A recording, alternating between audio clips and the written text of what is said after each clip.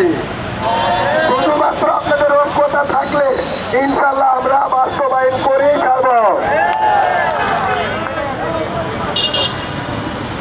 সম্মানিত উপস্থিতি, এতক্ষণ ধরে যে মিটিং হয়েছে চেয়ারম্যান মহোদয় সহ উচ্চ লেভেলের কর্মকর্তা সহ, আজ থেকে 900 টাকা জমা নির্ধারিত হয়েছে।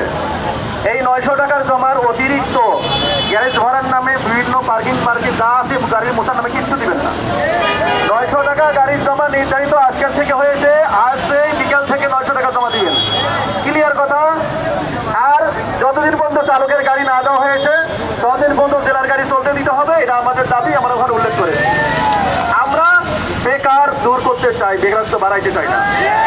আমাদের চালক কোনো সময় যেন বেকার না হয় সেটাই আমরা দাবি তুলে ধরেছি। ইনশাআল্লাহ জব্বার ভাই, তারপর হচ্ছে আমাদের স্বাগত আছেন দুলাল ভাই, আলম ভাই সহ আমরা সবাই জেলার গাড়ি পক্ষে আছি। ইনশাআল্লাহ জেলার গাড়ি চলবে, কোনো টেনশন করবেন না।